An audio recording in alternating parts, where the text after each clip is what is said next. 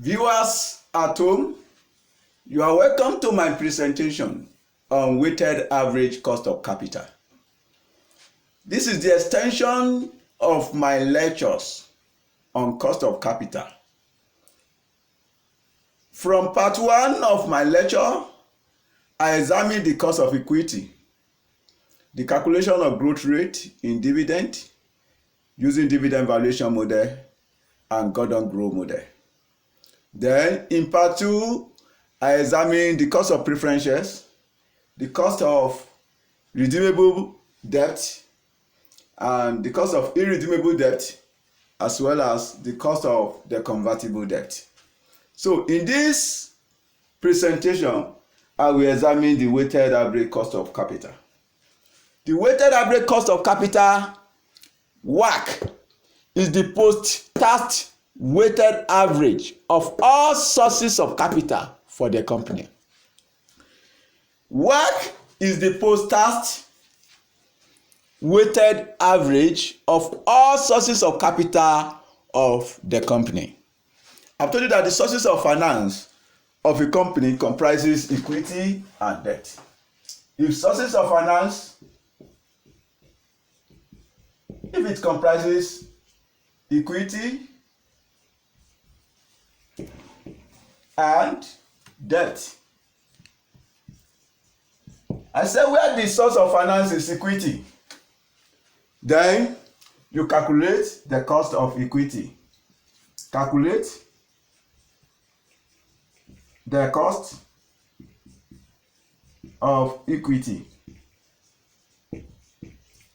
And where the source of finance is debt, you identify the type of debt.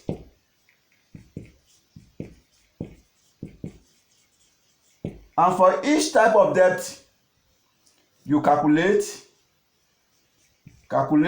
the cost of each type of debt. And you use everything together. That is the cost of equity and the cost of debt to calculate the Wacc. Wacc is a composite cost of capital. A cost of capital that encompasses the cost of equity and the cost of other sources of finance. So, now I want to give you the steps for calculating the Wacc.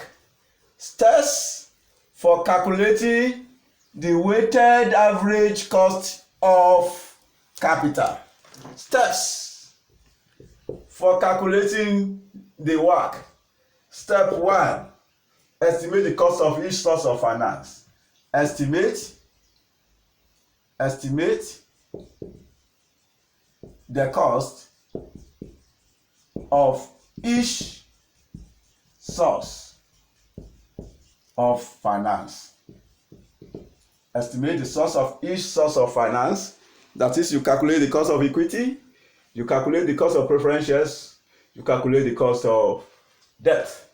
Step 2, using the market value as a weight, determine the overall or composite cost of capital or weighted average cost of capital. Using the market value as a weight, using the market value as a weight, determine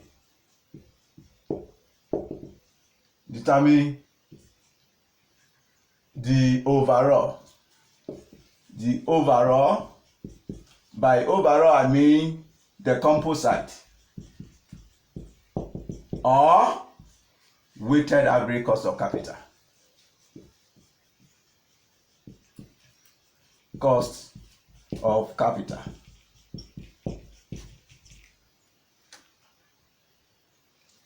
So, to compute the Wacc, you may use this table.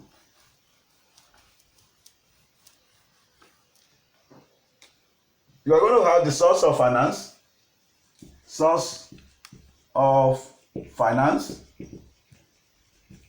source of finance.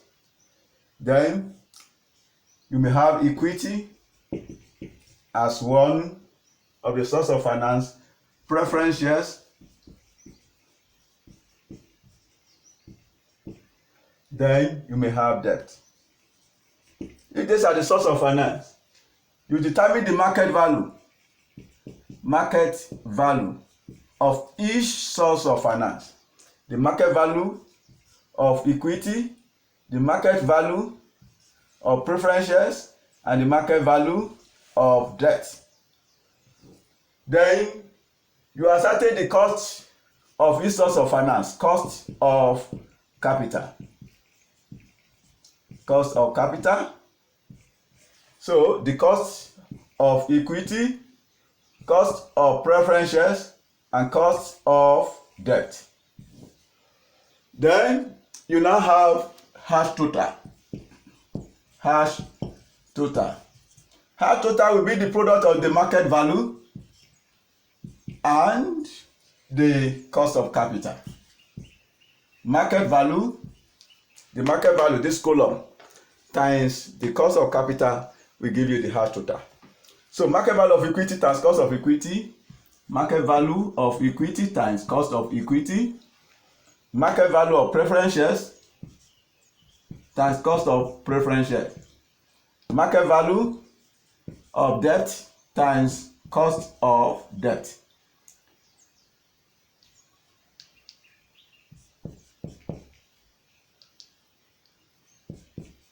Then you now sum it up.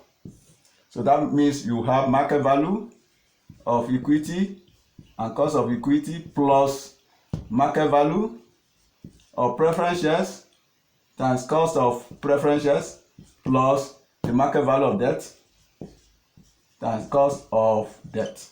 So that will be the sum of this. Then you also sum up the market value here, the market value column. Then you have market value of equity plus market value of preference shares plus market value of debt. Now, to determine your WACC, that is your weighted average cost of capital, then you have the hash total column, that is the total of this column. So the total of this column, which is market value of equity plus times cost of equity plus market value of debt times cost of debt plus market value of preference shares times cost of preference shares. So you have market value of equity, cost of equity, plus market value of debt of preference shares times cost of preference shares, then plus market value of debt times cost of debt, divided by the hash total. The hash total we have, divided by the market value, total market value. And the total market value is market value of equity plus market value of preference shares plus market value of debt. Then you multiply everything by 100. So that will give you the weighted average cost of capital. Weighted average cost of capital. So I want to take question as a work example. This question is obtained from ACCA Practice and Revision Kit by Kaplan. Practice and Revision Kit by Kaplan.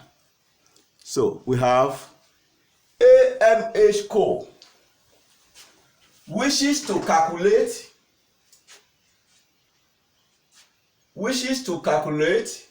its current cost of capital for use as a discount rate in investment appraisal.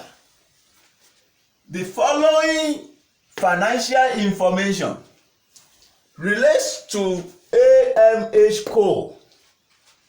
We have financial position statement extras as at 31st December 2012. Then you have equity.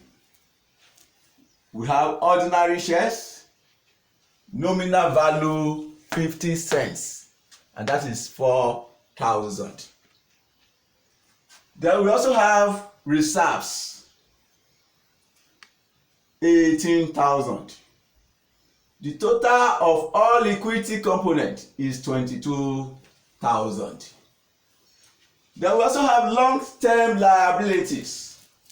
Long-term liabilities, and that comprises 4% preference shares.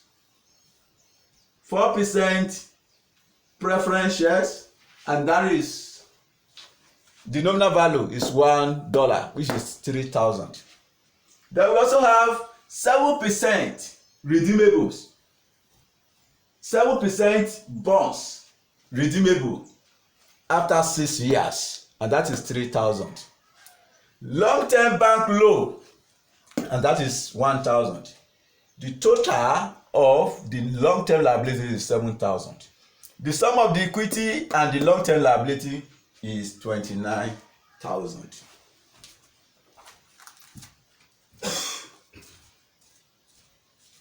Then the ordinary shares of AMH Co have an SD market value of $4.07 per share and an ordinary dividend of 36.3 cents per share has just been paid. So you have been told the dividend has just been paid. So if dividend has been paid, that means the market value will be XD. Historical dividend payments have been as follows. The given year 2008, 2009, 2010, 2011, and the dividends per share is 30.9, 32.2, 33.6, 35.0. Then the preference shares of AMH Co have an SD market value of 40 cents per share. The 7% bonds are redeemable at a 5% premium to their nominal value of $100 per bond and have an interest market value of $104.50 per bond. The bank loan has a variable interest rate that has averaged 4% per year in recent years. AMH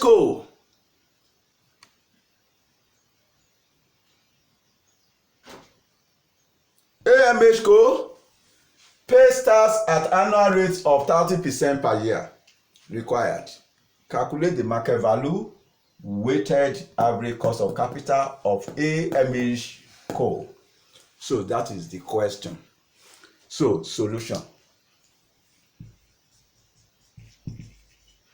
You have AMH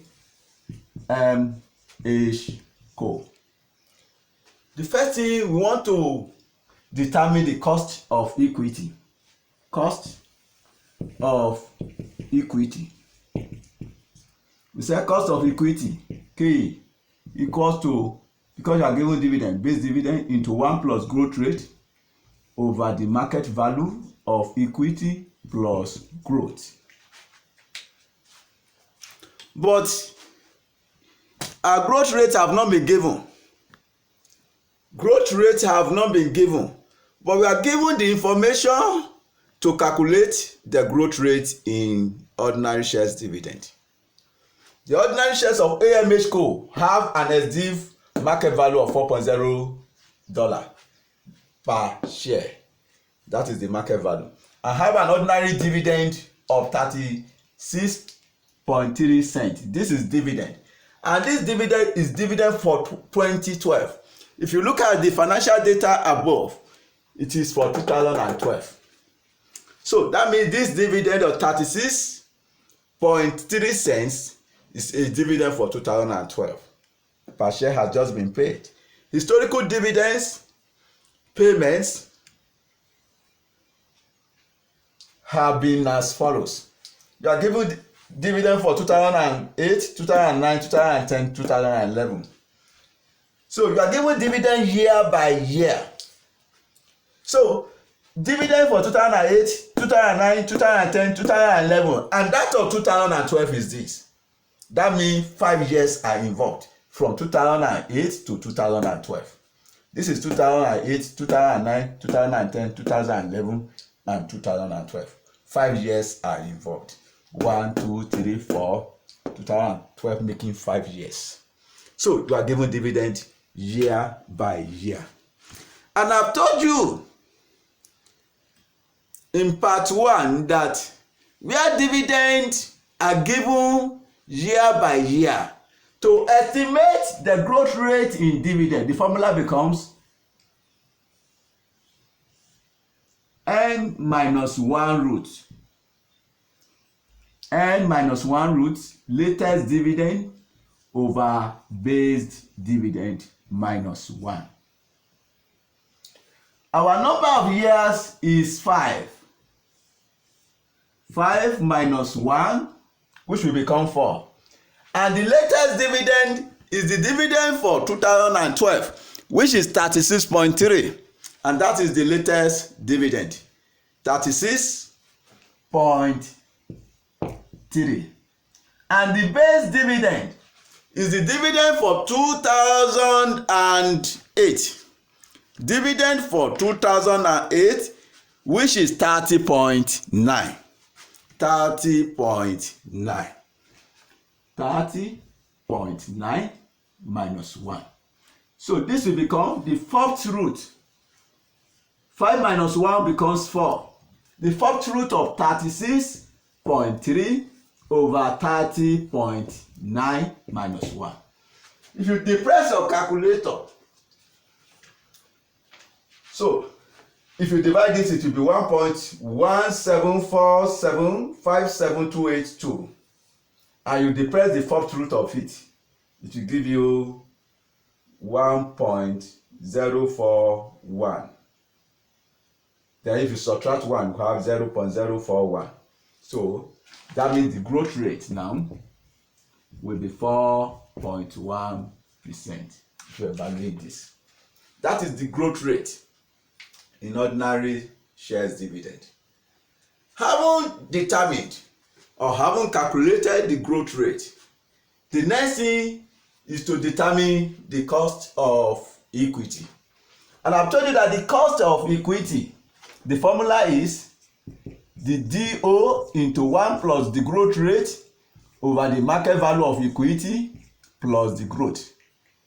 Our dividend, the latest dividend for 2012, which is 36.3, that is DO. 36.3 into 1 plus the growth rate, which is 4.1% as calculated. If you divide it by 100, you have 0.041. 0. So DO is 36.3. Then we have 1 plus is 0.041. 0.041 over the market value. The market value of equity is given. The market value is $4.70. So convert it to cent. You multiply by 100. Since this one is cent, so that means you have 470 cents. So if this one is kobo in Nigeria context, and 4.70 is 4 naira 70 kobo in Nigeria context. So you convert it to kobo. Since this one is in kobo, these two must be kobo. And if this is in naira, this must be naira too. So that is why we converted this to kobo. That is, we convert it to cent. So plus the growth rate, which is 0.041.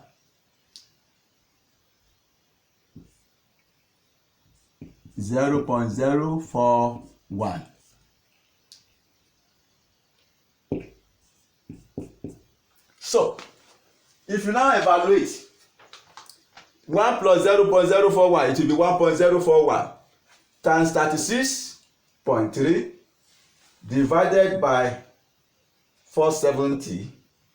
So you now add 0.041 to it.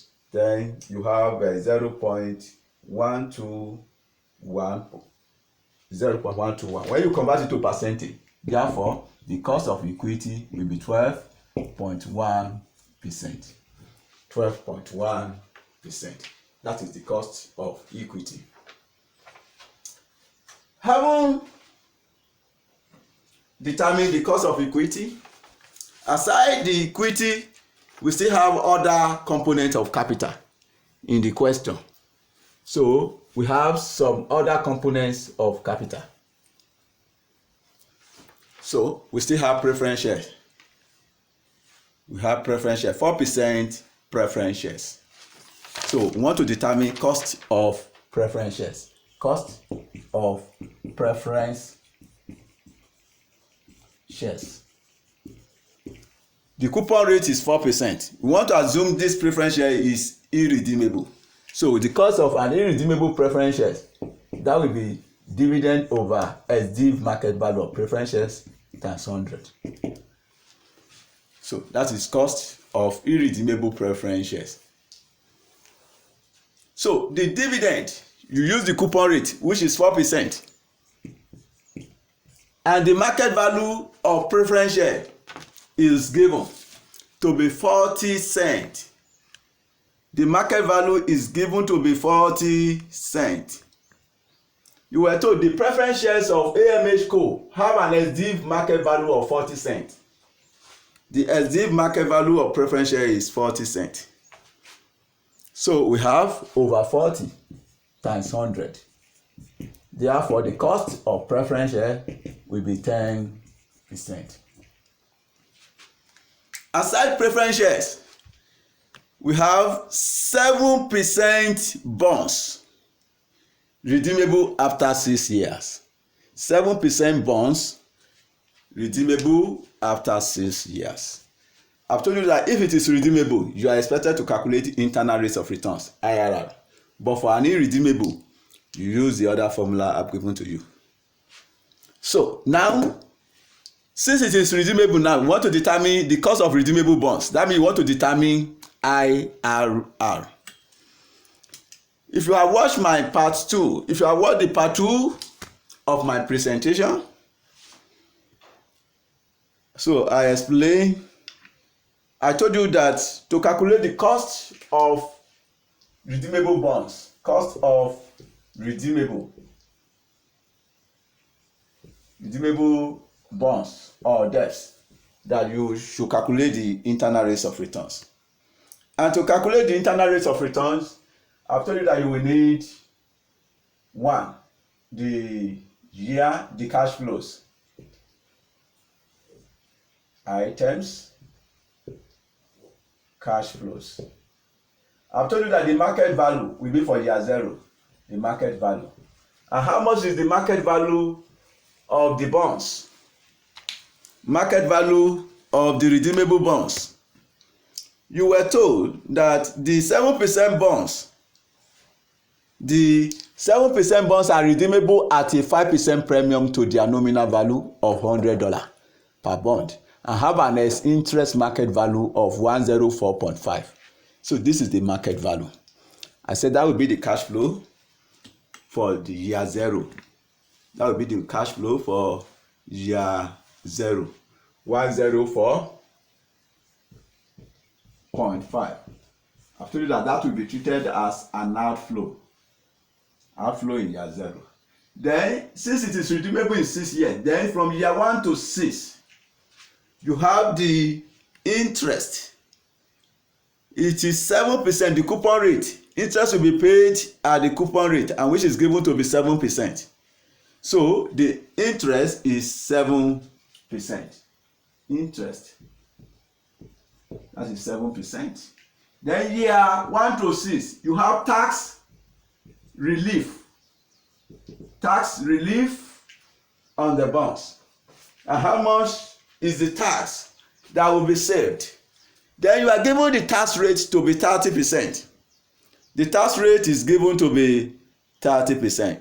AMH Co pays tax at annual rate of 30% per year, the tax rate is given to be 30%. 30%. So that is 30%. 30% of 2.1 of 7, 30% of 7, that will be 2.1, and that will be treated as an outflow. At the end of the period, that is 6 years, how much will be repaid? Amount to be repaid, or redemption value. Redemption value, or the amount that will be repaid. How much will be repaid at the end of that period? That is at the end of 6 years. The amount that will be repaid. The 7% bonds are redeemable at a 5% premium to their nominal value of 100. If the nominal value is 100, 5% of 100 will be 5. If you now add the 5 to 100, that will give you 105. That means the redemption value is 105. That is the amount that will be repaid at the end of year 6. So we have 105. 105. So then you want to discount these cash flows. By trial and error, you assume a discount rate. Let's try 5%. Discount factor at 5%. We want to assume 5% as our discount rate. Year 0, we have 1. Since we are given year 1 to 6, you apply the annuity formula 1 minus 1 plus r raised to power minus n over r, where r is 5%, where r is 5%. Then you have 1 minus, if this is 5%, it will be 0.05 plus 1, which will be 1.05 raised to power minus, it will be redeemed in 6 years. We have raised to power 6 over r is 0.05. So if you evaluate this, it will give us 5.0757.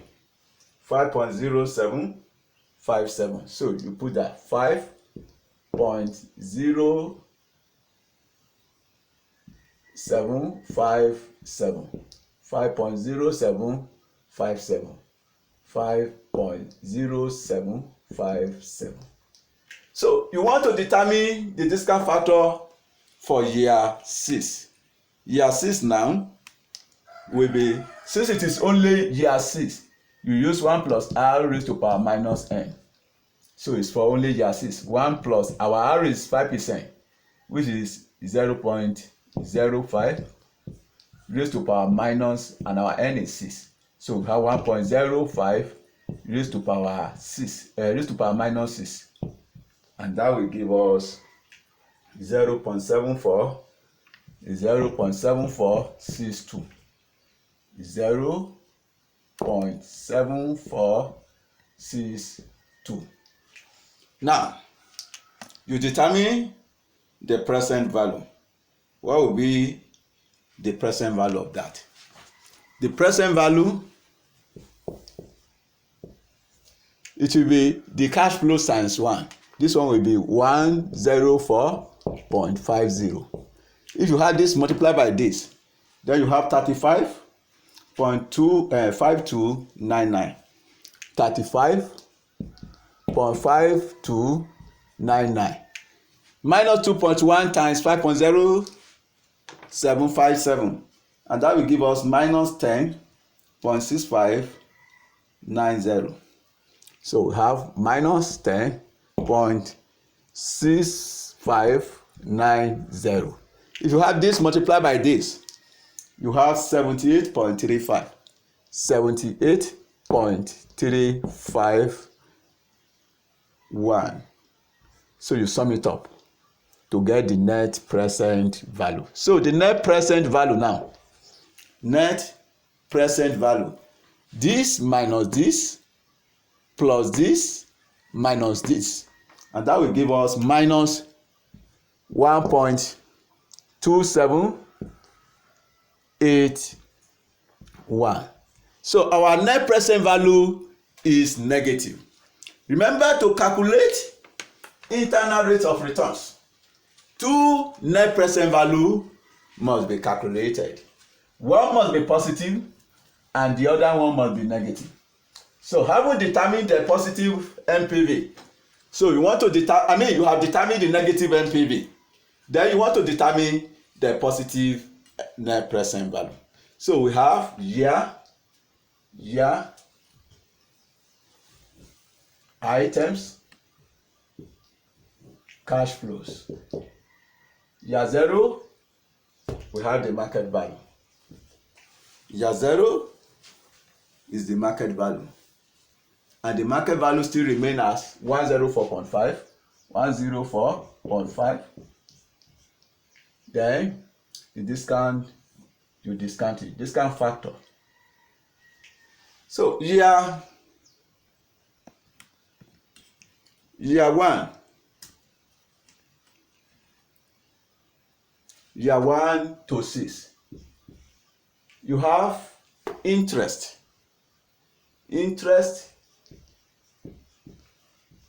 of 7. Year 1 to 6 as well, you have the tax relief on interest, and that is minus 2.1. In year 6, you have redemption value, that is amount that will be repaid, which is 105 as given above. But remember, our first net present value was negative, so that means you will need a positive NPV. To get the net positive NPV, you assume a rate that is lower than the initial rate. What we have used before was 5%. So, and to get the positive, let's try 3%. At 3% discount factor. So year 0 will be 1. Year 1 to 6, using the same formula, the same annuity formula, which is 1 minus 1 plus r raised to power minus n over r. Using the same formula, if r is 3% and n remain 6 years. So the cumulative discount factor for year 1 to 6 is 5.4172, and remain same year 1 to 6 5.4172. Then for year 6 only, I've told you that you should apply this formula, since it is only 1 year you need 1 plus r raised to power minus n, where r is 3% and n is 6.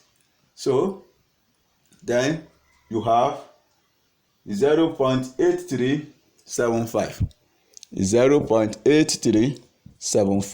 So what will be the present value of our cash flows?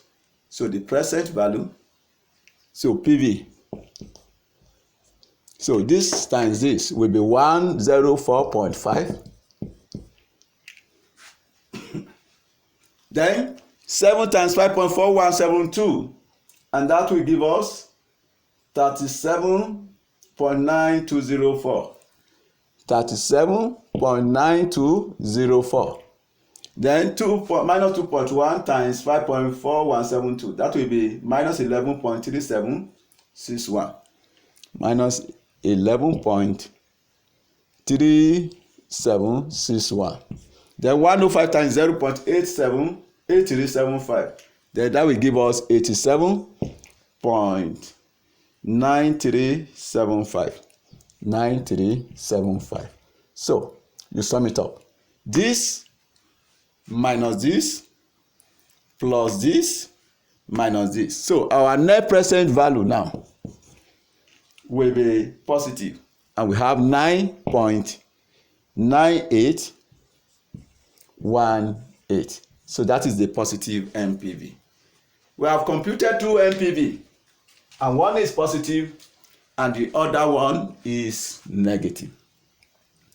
So you will need the internal rates of returns. I've told you that to calculate the internal rate of returns, you make use of linear interpolation. IRR by linear interpolation, we have IRR equal to lower rate plus net present value at lower rate into over net present value at lower rate minus net present value at higher rate. Then we have higher rate minus lower rate. That is the formula for calculating the net present value using interpolation. So our lower rate, the rate we assumed, the lower one was 3%, and the net present value, the lower at that lower rate is 9.9818. 9.9818 over the net present value at lower rate 9.9818 minus NPV at higher rate. Our net present value at higher rate is minus 1.2781 minus 1.2781. So we have minus 1.2781 then into higher rate. Our higher rate is 5% minus lower rate of 3%. So you have 3 plus this times 9.9818 times 5 minus 3 will be 2 over minus over 9.9818 minus times minus become plus. That means we have plus 1.2781, and that will give us 11.2599. So if you have this times 2 divided by this, and that will give us, so we have 3 plus, so when you multiply this by 2 and divide by 11.2599, then we have that will give us 1.8. So 1.8 plus 3, therefore IRR will be 4.8%. That is our internal rate of returns, is 4.8%. So now we have determined the cost of the bank, of redeemable bonds. We have determined the cost of the redeemable bonds. So we still have bank loans. So we want to determine the cost of bank loans. Cost of bank loans. So we have bank loans, long-term bank loan, and that is 1,000. Long-term bank loan is 1,000. And you were told that the bank loan has a variable interest. The bank loan has a variable interest rate that has averaged 4% per year in recent year, and the tax rate is given to be 30%. So the cost of the bank loan now, cost of the bank loan,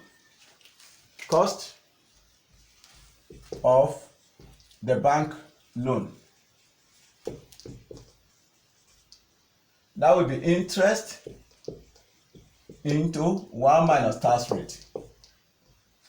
And you were told it has a variable interest rate of 4% into 1 minus tax rate. Tax rate is 30%.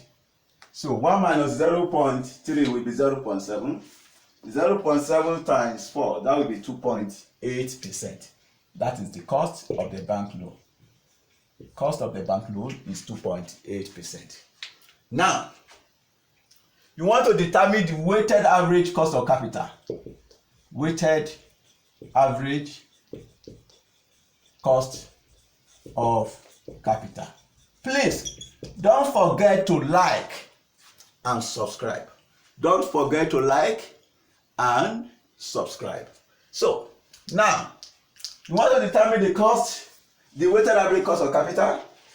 I've told you that you have a column for capital structure or source of finance.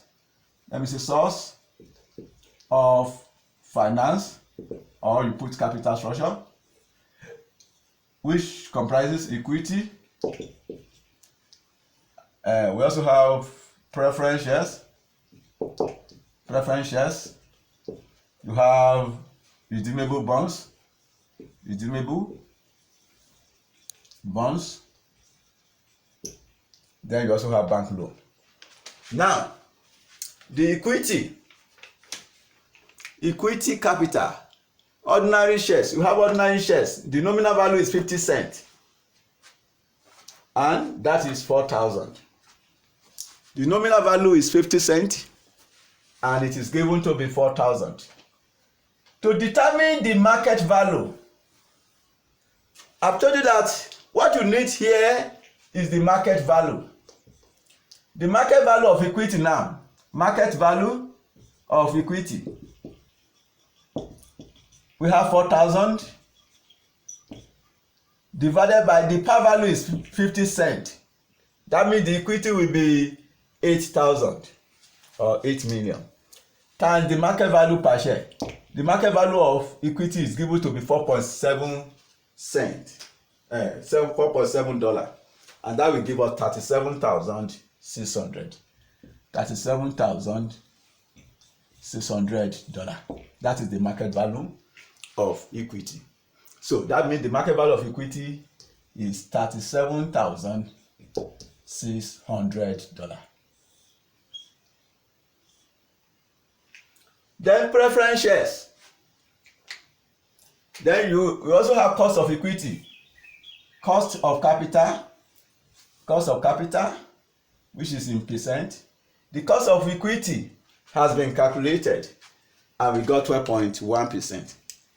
The cost of equity is 12.1% as calculated. So the cost of equity is 12.1%. The preference shares. The cost of preference shares. Cost of preference shares is 10%. The cost of preference shares is 10%. And what is the market value of the preference shares? The market value of preference shares. Market value of preference shares. Market value of preference shares. The preference shares in EU is 3 million. 4% preference shares, nominal value $1, and that is 3 million. So we have 3 million times the market value per share. And the market value of each preference shares is 40 cents. The market value of each preference share is 40 cents. You were told the preference shares of AMH Co have an SD market value of 40 cents. Convert that 40 cents to dollar, you have 40 over 100. So, and that will give us $1,200. So that is the market value of the preference shares. So you put that under market value. Then we also have redeemable bonds. Redeemable bonds. The redeemable bonds, we have 7% bonds. 7% bonds redeemable after 6 years, and that is 3 million. So you will need to determine the market value of the redeemable bonds. Market value of redeemable bonds, and that will be, since you have 3 million redeemable bonds, 3 million redeemable bonds, so you have 3 million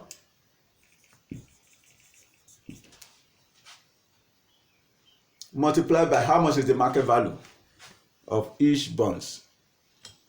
So the market value, you have the 7% bonds are redeemable at 5% premium to their nominal value of 100 per bond, and have an SD market value of 104 per bond. So since the nominal value is 100, it's always 100, it's always into 100.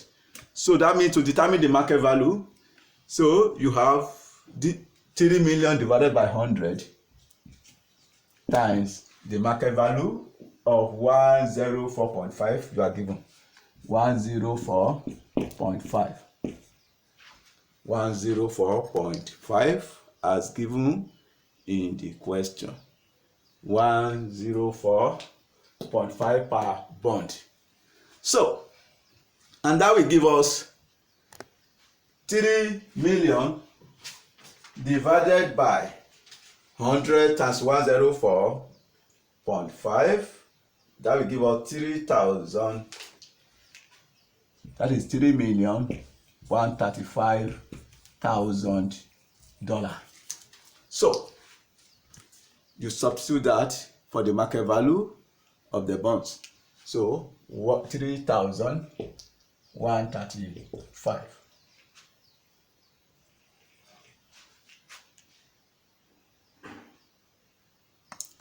Then the cost of the bonds, the cost of the redeemable bonds, and that have been calculated, which is our internal rate of returns, and we got 4.8%.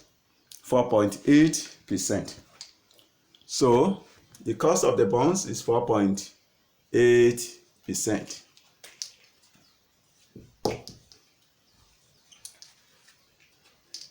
Then we also have bank loan, long-term bank loan. The bank loan, and you are given long-term bank loan of 1 million. Long-term bank loan of 1 million. And the information you have about the bank loan is, you were told the bank loan has a variable interest. A variable interest rate that has averaged 4% per year in recent year. When we allowed for tax of 30%, 1 minus tax, which is 0.7, 0.7 times 4, and we got the cost of the bank loan to be 2.8%. So the market value will be the equivalent of the nominal value, since there are no further information about the market value. So that means you will still have 1 million. And the cost of the bank loan have been calculated. Cost of the bank loan have been calculated above, and we got 2.8%. So 2.8%. 2.8%. Then you now have hash total. Hash total. I've told you that the hash total will be the product of the market value and the cost of capital. The product of the market value and the cost of capital, and that we have 4. If you multiply this, you have 4,549.6, 549.6, and this one will be 120. 10% of 1,200 will be 120.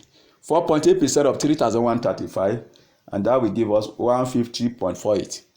150.48.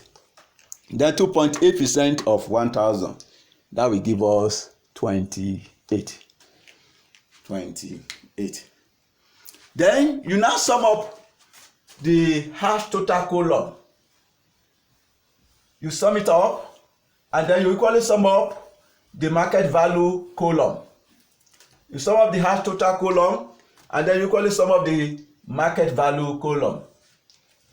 The sum of the hash total column, when you sum up this column, then you have 4,848,848.08. Then you also sum up the market value column. Then you have 42,935. Then to compute your Wacc, weighted average cost of capital, that will be the result you obtain under hash total, the total, which is 4848.08 as calculated, over the total market value of 42,935 as obtained, then multiply by 100. Therefore, the weighted average cost of capital will be 11.3%. 11.3%. That is the weighted average cost of capital. Please don't forget to like and subscribe. My next presentation shall cover the capital asset pricing model.